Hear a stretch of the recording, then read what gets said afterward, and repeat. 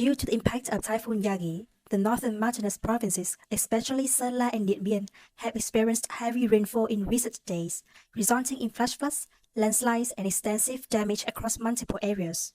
According to initial reports, Mộc Châu district in Sơn La province was hit the hardest, with dozens of houses losing their roofs or collapsing.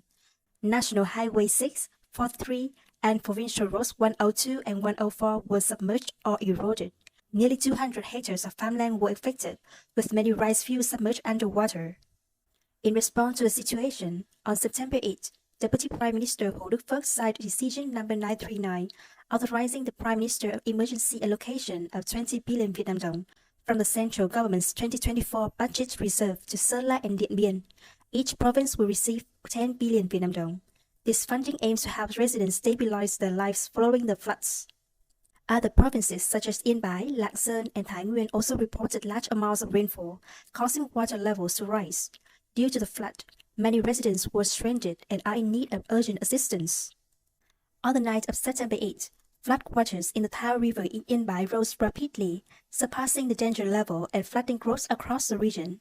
According to a quick report from the Provincial Steering Committee for Disaster Prevention and Search and Rescue in Yên Bái, the heavy rains and floods have claimed one life, damaged 570 houses, affected over 900 hectares of crops, and caused severe landslides on several roads.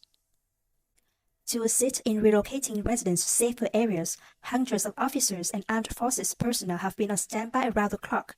Yên Bái Provincial Police mobilized 60 mobile police officers and various vehicles to help transport people's belongings to safety.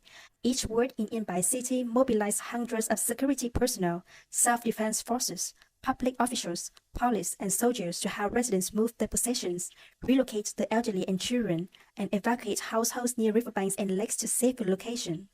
Also on the night of September 8, in Lạng Sơn province, heavy rainfall caused the water level in the Kỳ Cùng River to rise to 254.4 millimeters above danger level 2.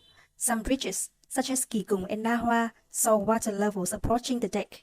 Many residents posted emergency messages online as floodwaters quickly rose, inundating their homes and gardens.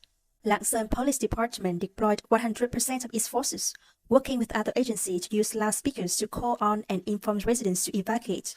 Households with multi-story, solid homes were instructed to elevate their belongings and move valuables to the second floor. Local authorities assisted families living in one-story houses in low-lying areas in relocating to safer locations. For households in particularly vulnerable areas, officials enforced mandatory evacuations, allowing residents to return only after the water receded. Affected provinces are continuing to focus on implementing measures to cope with the floods and support people in recovering from the disaster.